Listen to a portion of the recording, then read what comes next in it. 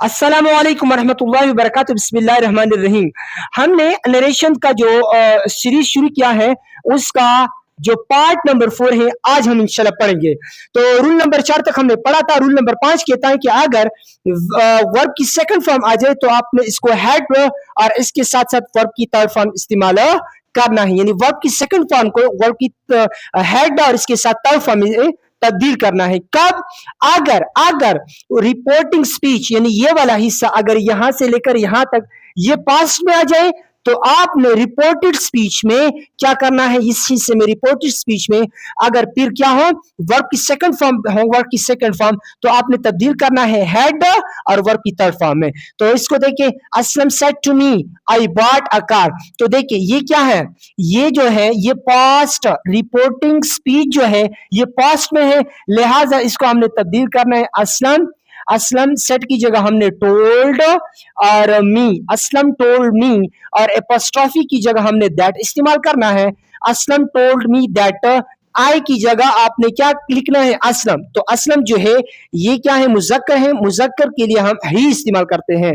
तो Aslam told me that he, यानी आई first person है, लिहाजा इधर देखना है आपने, नॉट ही दैट ही। और but second form of the verb है तो इसकी जगह आपने क्या लिखना है हैड और इसके साथ उसकी वर्ब की थर्ड फॉर्म, तो बाय बाट बाट, तो बॉट आकार, यानी हमने तब्दील किया कि असलम सेड टू मी की जगह हमने असलम टोल्ड मी, एपोस्ट्रोफी की जगह हमने दैट लगाया, Aslam told me that he had bought a car, यानी बाट जो है सेकंड फॉर्म है तो इसकी जगह हमने हैड और इसकी साथ आपकी थर्ड फॉर्म।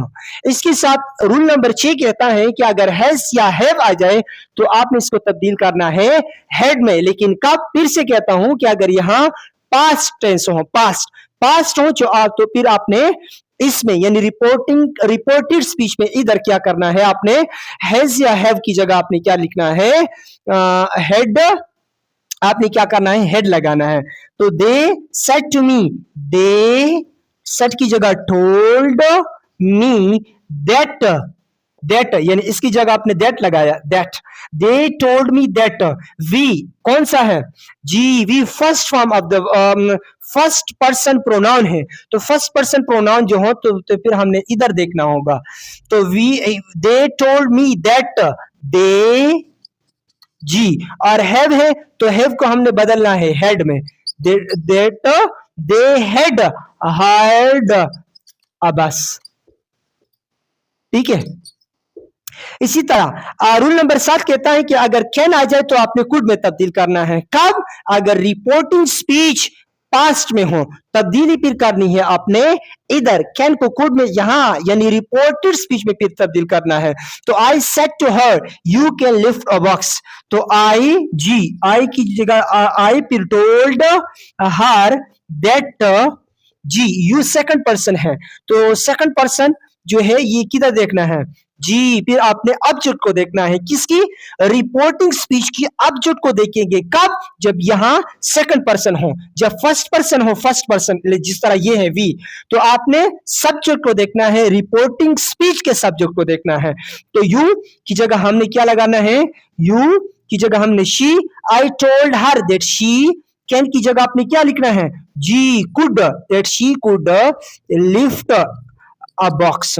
अच्छा, कोई यहां सवाल कर सकता है कि आपने यहां यू की जगह आपने शी लगाया, हर क्यों नहीं लगाया, यानी यू हमने बदलना है, यू सेकंड पर्सन प्रोनाउन है तो हमने ऑब्जेक्ट के मुताबिक तब्दील करना है, रिपोर्टिंग स्पीच के ऑब्जेक्ट के मुताबिक। तो यहां तो हर है, हर क्यों नहीं लगाया, शी क्यों लगाया? तो इसका जवाब ये है कि आपने देखना है, एक हमारे पास होता है सब्जेक्टिव केस, एक हमारे पास होता है पोजेसिव केस और एक है ऑब्जेक्टिव केस, ऑब्जेक्टिव केस।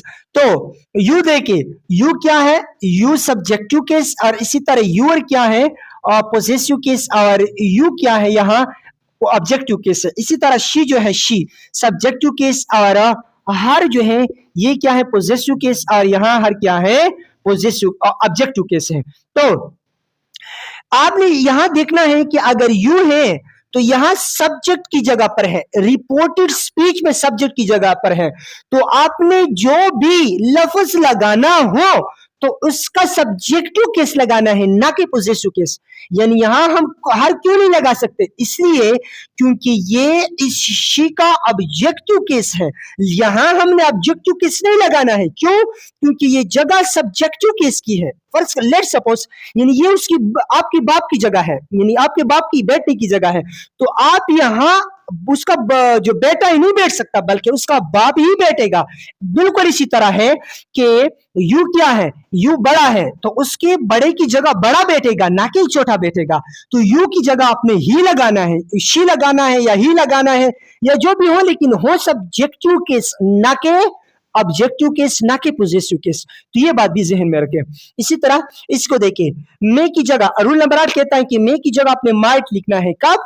फिर से बताऊं कि यहां यानी रिपोर्टिंग स्पीच में अगर क्या हो जी, रिपोर्टिंग स्पीच में अगर वो पास्ट में हो, तो देखिए ये पास्ट में है ना, तो जब पास्ट में है तो आपने तब्दील करना है। They said to us you may go.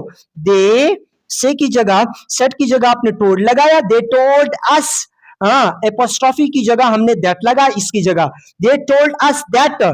You क्या है जी, you second person pronoun of the reported speech है, तो second person pronoun of the reported speech को हमने तब्दील करना है object of the reporting speech. मैंने क्या कहा, बिल्कुल आसान है। अगर यहां यू हो तो आपने इधर देखना है, ना कि उधर। आपने उधर नहीं बल्कि इधर देखना है, तो यू की जगह आपने या वाला लगाना है। तो फिर से बताऊं जी कि यू की जो है ये अस, ये क्या है वी और अस।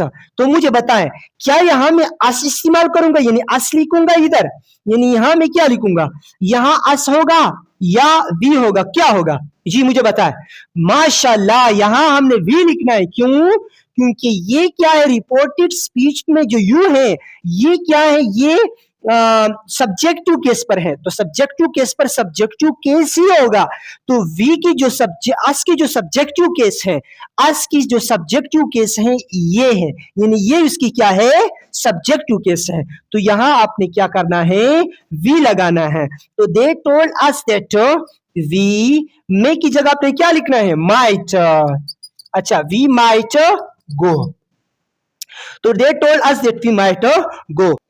तो ये था हमारा आज का सबक। अगर आप लोग चाहते हैं कि इस सिलसिले को हम मजीद आगे लेके जाए, यानी डायरेक्ट और इनडायरेक्ट नरेशन का जो सिलसिला, जो सीरीज हमने शुरू किया है, इस सिलसिले को हम इसी तरह मजीद आगे जारी और सारे रखें, तो आप कमेंट कर सकते हैं, मुझे बता सकते हैं। इंशाल्लाह कोशिश करूंगा कि इस सिलसिले को हम मजीद इस तरह आगे लेके जाऊं। लेकिन तब तक के लिए उस्मानुल्लाह को इजाजत दीजिए। अस्सलामु अलैकुम वरहमतुल्लाहि वबरकातुहू।